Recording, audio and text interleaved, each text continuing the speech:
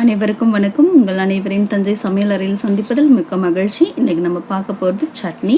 வாங்க எப்படி செய்யலான்னு பார்க்கலாம். நம்ம கடாய் வச்சுருக்கோம், அதில் எண்ணெய் விட்டுருக்கேன். நான் நல்லெண்ணெய் தாங்க விட்டுருக்கேன். ஒரு துண்டு போல் பெருங்காயம், ஃபஸ்ட்டு கொஞ்சம் பொரிஞ்சிடட்டும் பெருங்காயம். நம்ம பெருங்காயம் நல்லா பொரிஞ்சிருச்சு. நான் இது கூட 3 பட்டை மிளகாய் எடுத்திருக்கேன்.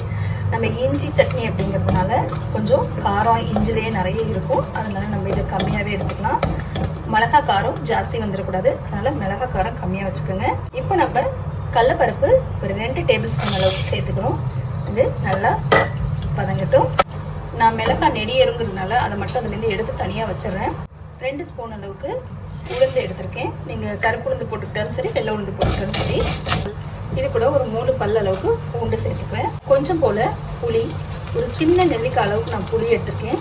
அதையும் இது கூட சேர்த்து நல்லா வதக்கிக்கலாம். இப்போ நம்ம பருப்பு எல்லாமே நல்லா செவந்துருச்சு. இப்போ நம்ம இஞ்சி ஆட் பண்ண போகிறோம். இஞ்சி காரம் தாங்க இதில் முக்கியம், ஏன்னா இஞ்சி ஃப்ளேவர் தான் ஜாஸ்தி இருக்கணும் இஞ்சி சட்னியில். நான் ஒரு 3 டேபிள் ஸ்பூன் கிட்ட பொடியாக நறுக்கின இஞ்சியை இது கூட சேர்த்து நல்லா வதக்கிக்கலாம். சட்னிக்கு தேவையான அளவுக்கு இந்த உப்பு சேர்த்துக்கிறோம்.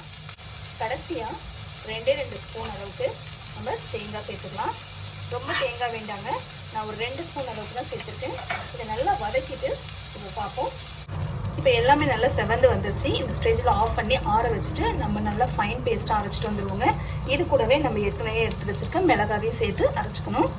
நம்ம இது கூட ஒரு 1/2 ஸ்பூன் அளவுக்கு நாட்டு சர்க்கரை இல்லைன்னா வெல்லம் சேர்த்துட்டு அரைச்சிக்கோங்க, நல்லாயிருக்கும். நம்ம கடாய் வச்சுருக்கோம். இப்போ நம்ம சட்னி தாளிக்கணும். எண்ணெய் ஊற்றிருக்கேன். கொஞ்சம் போல் சீரகம், அது கூடவே கொஞ்சமாக கடுகு, ஒரு 1/2 ஸ்பூன் அளவுக்கு உளுந்து. இப்போ நம்ம சட்னி ரெடியாக இருக்குது. தாளிப்புக்கு எல்லாமே நம்ம சேர்த்துட்டோம். இது கூட கருவேப்பிலை சேர்த்து இது நம்ம சட்னியில் சேர்த்துக்கலாம். இந்த சட்னி ரொம்ப உடம்புக்கு நல்லதுங்க, பித்தத்துக்கு கூட ரொம்ப நல்லது. அதனால இது ட்ரை பண்ணி பாருங்கள். உங்களுக்கு பிடிச்சிருக்கும்னு நினைக்கிறேன். கமெண்ட் செக்ஷனில் கமெண்ட் பண்ணுங்கள், லைக் பண்ணுங்கள், ஷேர் பண்ணுங்கள். சப்ஸ்கிரைப் பண்ணாதவங்க சப்ஸ்கிரைப் பண்ணிக்கோங்க. உடனுக்குடன் வீடியோக்களை தெரிந்து கொள்ள பெல் பட்டனை ப்ரெஸ் பண்ணுங்கள். நன்றி.